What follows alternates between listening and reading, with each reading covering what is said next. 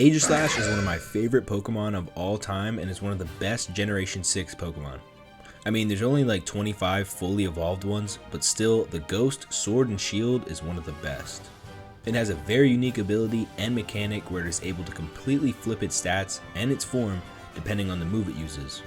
Its bulky high defense base form when it's sent out or uses King's Shield, and its high attack blade form when using any attack.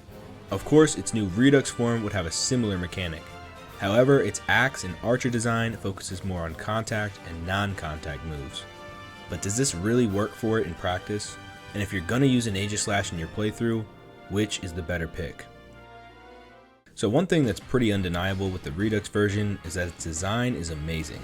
Going from just a haunted battle axe to having a bow and arrow is kinda sick. It also really works well with how its ability functions. Before we get into that, we need to point out some key differences in the Redux form. A big change being it dropping its steel typing for fighting. Losing steel definitely hurts its defenses, but allows it more offensive power. Its stats are quite interesting. For its axe form, it has 140 in attack and in defense, but virtually no speed and little special defense, where its archer form is almost the exact opposite. Its special attack is 140, as well as its special defense, and its speed is 60 while its attack is non-existent. That's actually great because it never actually can use that stat because of how its abilities work. The most important one to talk about is the signature stance change.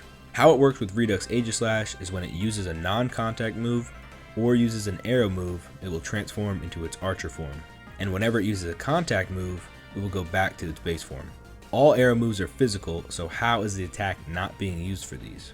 Well, its innate ability, Mythical Arrows, changes all arrow moves to special and gives them a 30% boost, making stab moves like Spirit Shackle and Triple Arrows 120 base power, or a new move like Drake Missile or Diamond Arrow a lot better. This innate ability is switched with Keen Edge when it's back to its axe form. It has some great slashing moves like Excalibur, Shadow Claw, Sacred Sword, and Solar Blade. The abilities it can pick between are a mix of defensive and offensive. Bad Luck will always have moves against it roll the lowest damage possible while also reducing accuracy by 5%. It also can't be crit, so it makes it a little harder to get through. With Infiltrator, it doesn't have to worry about subs or screens slowing down its damage output. Lastly, it gets Soul Eater, which gives back 1/4 of its health if it takes out an opponent, adding to its bulk. Does all of this work, however? I'd have to say no. It's really difficult to get this to work at full potential since it's forced to be a mixed attacker, thinning out the EV spread. If you go all in on arrow moves, the lack of speed and defense leaves it very vulnerable. Same if you run all contact moves. It does have priority for both sides being Shockwave and Shadow Sneak, so it can at least get the better of its defenses up against the right opponent, but it's not going to last very long. In Trick Room, it will at least be one of the fastest Pokemon around. Other than those situations, it's better to go with the OG Aegislash with some upgrades of its own. Now, OG Aegislash has not been changed at all in the stats department. Still rocking 140 in both defenses while in its base form, then having 140 in both attacks and blade form, while its speed remains at 60. These two forms do not have any different abilities though, unlike the Redux form.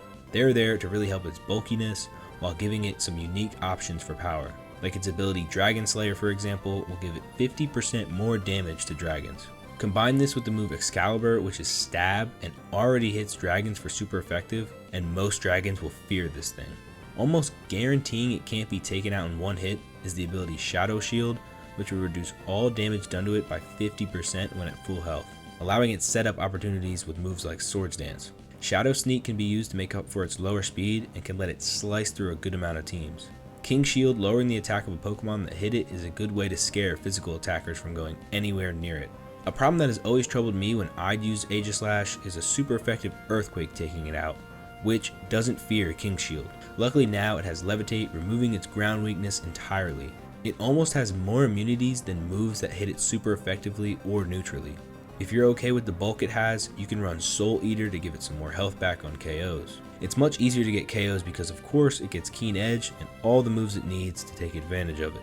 Aegislash was already a great Pokemon, but now it actually has abilities that, do something, and it becomes a really solid Pokemon to use. I really don't see any case where the Redux form is better. What do you think about the new Redux Aegislash? Have you tried it out yet, and which one do you prefer? If you liked the video, don't forget to subscribe for more. Shout out to the members, and I will see you in the next one. Peace.